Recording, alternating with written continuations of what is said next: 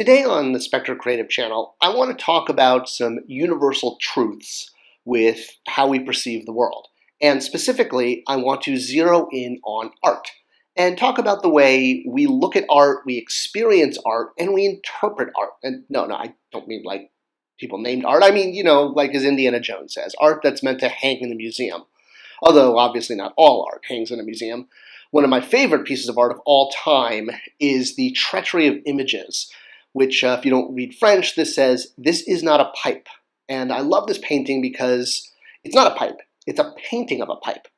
This piece of art used to hang in the LA Museum of Art for many years, but honestly, because I love it so much, I actually hired a crew of sexy and mischievous thieves, each with a different skill set, to steal the painting for me. And I now have it in my living room, which is great because that means I get to look at it and appreciate it the most. But besides that, art has lots of different mediums. Obviously, there's paintings and there's sculpture, and even nature can be considered art. But I want to talk about paintings and I want to talk about sculpture because these are very much precursors of the modern day comic book and action figure. So what I specifically want to talk about today is art and whether or not art is beautiful and or sexy. And I know this could be misconstrued as a, controversial video, but look, this is not meant to, be about anything other than the concept of art as beauty. And I'm not, this is not at all about, what's beautiful, man, woman, horse. Let's just leave all of that aside and try to look at this from an academic standpoint. So flat art paintings obviously are a little different from statues. And I don't think anyone can disagree that a statue, while being beautiful, can also be sexy. The human body, the human form, has been considered attractive and sexy for millennia. It's why the ancient Greeks, the Romans, the Carthaginians, they all sculpted and painted the nude, the human nude figure. So we're just going to use that as a baseline and accept the fact that, yes, the nude human form can be considered beautiful and sexy. All right, we're not going into any kind of like woke messaging here. All right, but this channel is about action figures. And with the concept that we know art and fine art can be considered attractive and sexy and beautiful, what about action figures?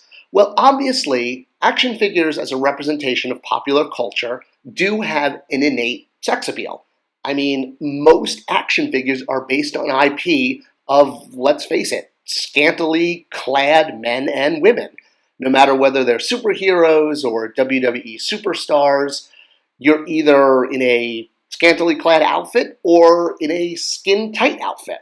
And, while superheroes dress this way going back to Superman because it was influenced by circus performers, you can definitely see that a lot of modern superhero outfits definitely play up the sex appeal of a character, drawing the eye to the body.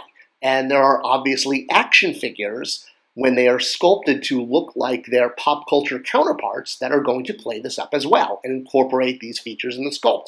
And it's not obviously just female action figures. I'm talking about regardless of gender, male, female, etc., etc. And again, we're not getting into a discussion on gender relations here, so please keep that off the comment board. All right, so statues, modern comic book, anime, pop culture statues. Obviously, there are some designed specifically to be sexy. They're non-articulated. Are they similar to Greek and Roman statues celebrating the human form? They're not made of plastic, they're not made of stone, but there have been some figures, like this is a great example, the Star Wars Unleashed figure of Padme Amidala from Attack of the Clones. A lot of people found this figure a little too sexy. Let's say, it's because she had some details that were a little perky, shall we say. And there immediately started I'm not going to call it a backlash, because it was almost a misconception that this figure was being pulled from retail because it was too sexy. And that was not true at all. This figure was never recalled. It was never pulled from retail. It's a non-articulated Star Wars figure, so it's a statue. And there were tons of people selling and talking about this figure online as if it had been recalled. And the price shot up on the aftermarket, but it was not. But it was because it was perceived as being too sexy. And that brings up a very interesting point. So can an action figure, can a toy be considered sexy?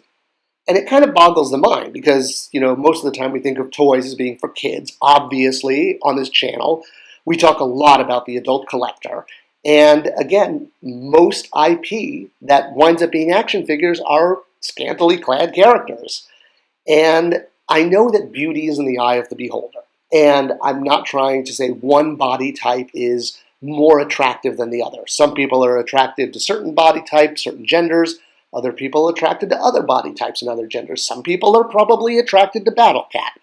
But regardless of your sexual orientation, your gender, whatever, we're not discussing that. That's a hot button issue, and I don't want to distract from the conversation by going off topic and getting into that kind of sort of side path here. So let's look at something that could be considered a sexual fetish. Black corset, right? All right. I'm just using this as an example. I know not everyone finds something like this sexy. I'm not trying to say that, but I want to use something that is more or less could be seen as universally an object that has sex appeal. All right. So regardless of how you feel about it, when you see a black corset, it's going to invoke sexuality, no matter who's wearing it, right? So let's put it on a pop culture character. So Jean Grey as the Black Queen in the X-Men comics was absolutely done to increase her sex appeal and her, beauty, if you will. And there's a lot of fan art. There's flat art that she's shown in this outfit. And this could very much be equated to flat Renaissance art. Paintings, charcoal, etc., etc. Whatever it is, it's a flat, two-dimensional image of a character that is meant to invoke a feeling in the viewer that this is attractive and sexy. When we move to the 3D, to a sculpture, and we're going to use the same character here, well, that's, again, no different from Renaissance art and sculpture. But what happens when you get to an action figure? What happens when you take this character, who's been established in flat art and in 3D non-articulated statues, and now make her into an articulated figure?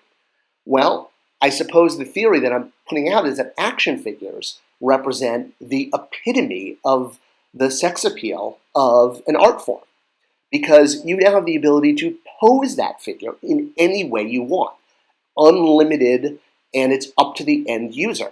They now have the ability to change the way the figure is posed, and it doesn't matter maybe how the details are done, or even if we take that same character and put them in a different outfit. It's not necessarily about the specific character or what that character is wearing. I was just using the black corset to kind of get everyone's attention. The fact that you can pose an action figure because it's articulated and made of plastic, you, the end user, the viewer of art, now have the ability for the first time in human history to take art, the human form, and pose it, form it, articulate it exactly how you want it. Whether you want it in a heroic pose, a sexy pose, a silly pose. This has never existed before. It's really been in the last 50, 60 years that humankind has had the ability to do this.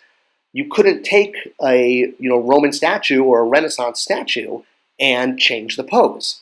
Today's end user, the customer, the adult collector, whoever it is that's buying an action figure, is empowered to take this character from pop culture and display him, her, it however they want.